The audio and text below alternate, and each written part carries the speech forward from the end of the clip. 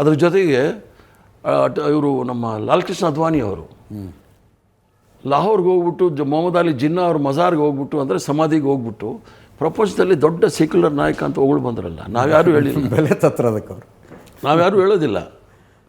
Mohammed Ali Jinnah is responsible for the division ಅಂತ ಹೇಳ್ತೀವಿ.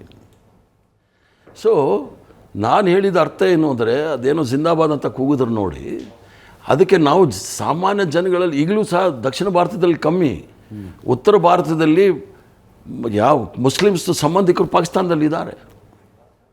ದಕ್ಷಿಣ ಭಾರತದಲ್ಲೂ ಇದ್ದಾರೆ ಇಲ್ಲ, ಕಮ್ಮಿ, ಭಾಳ ಕಮ್ಮಿ, ಭಾಳ ಕಮ್ಮಿ, ಭಾಳ ಕಮ್ಮಿ, ಭಾಳ ಕಮ್ಮಿ. ಬಾಂಗ್ಲಾದೇಶದವರು ಸಂಬಂಧಿಕರು ಬೆಂಗಾಲಲ್ಲಿ ಉತ್ತರ ಪೂರ್ವ ಭಾರತದಲ್ಲಿದ್ದಾರೆ. ಸೊ ನಾವು ಒಂದು ಜವಾಬ್ದಾರಿಯುತ ಪೊಲಿಟಿಕಲ್ ಪಾರ್ಟಿ ಆಗಿಬಿಟ್ಟು ಇವನು ಶತ್ರು ಇವನು ಮಿತ್ರ ಆಯಿತು. ನೇಪಾಳ ನಮ್ಮ ಮಿತ್ರ ರಾಷ್ಟ್ರ, ಹಿಂದೂ ಜನ ಇದ್ದಿದ್ದು, ಯಾಕದು ಹಿಂದೂ ರಾಷ್ಟ್ರ ಅಂತ ಘೋಷಣೆ ಮಾಡೋಕ್ಕಾಗ್ತಾ ಇಲ್ಲ? ಹಿಂದೂ ರಾಷ್ಟ್ರ ಇತ್ತದು. ಹೌದು. ಪಹಲ್ಗಾಮ್ ಅಂದ್ರಲ್ಲ, 26 ಜನ ಸತ್ತೋದ್ರು.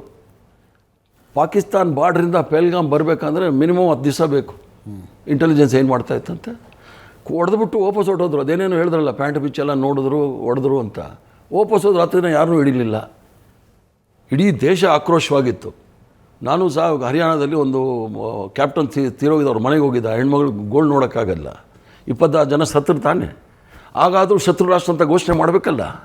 ಅವನು ಯಾವನೋ ಹೋಗಿ ದುಬೈಯಲ್ಲಿ ಕ್ರಿಕೆಟ್ ಆಡಿಸ್ತಾನೆ ಪಾಕಿಸ್ತಾನದ ಜೊತೆ ಅಂದ್ಬಿಟ್ಟು ನಾವೆಲ್ಲ ಅದು ಒಪ್ಕೋಬೇಕೇನೋ? 26 ಜನ ಸತ್ತವ್ರು ಯಾರು ಅಂದರೆ ಯಾವುದ್ರಲ್ಲಿ ಹೊಡಿಬೇಕು ಹೇಳಿ ಅವ್ರು ಕರೆದ್ಬಿಟ್ಟು ಕ್ರಿಕೆಟ್ ಆಡಿದವ್ರಿಗೆ 26 ಜನ ಅಮಾಯಕರು ಕೊಂದಾಕ್ಬಿಟ್ರು ಅಲ್ಲಿ. ಇವ್ರು ನಮಗೆ ಹೇಳ್ತಾರೆ ಅದನ್ನು ಶತ್ರು ರಾಷ್ಟ್ರ ಅಂತ ಘೋಷಣೆ ಮಾಡಿ ಅಂತ. ಇವರು ಕ್ರಿಕೆಟ್ ಮ್ಯಾಚ್ ಏನಕ್ಕೆ ಮಾಡ್ತಾರೆ? ಅಮಿತ್ ಶಾ ಅವ್ರ ಮಗ ಕ್ರಿಕೆಟ್ ಅಧ್ಯಕ್ಷ, ದುಡ್ಡು ಅದು ಲಕ್ಷಾಂತರ ಕೋಟಿ ಅಲ್ಲಿ ವ್ಯವಹಾರ ನಡೆಯುತ್ತೆ. ಅದಕ್ಕೋಸ್ಕರ ದೇಶ ಗೀಶ ಎಲ್ಲ ಬಿಟ್ಬಿಡೋದು, ಅಲ್ಲಿ ಮ್ಯಾಚ್ ಆಡೋದು. ಎಲ್ಲಿಗೆ ಬಂತದು?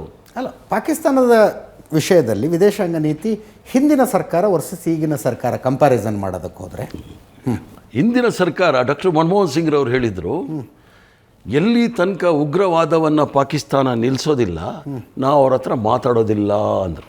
ಯಾವುದೇ ರೀತಿಯ ರಾಜತಾಂತ್ರಿಕ ಮಾತುಕತೆ ನಡೆಯೋದಿಲ್ಲ ಅಂದರು. ಹೌದು.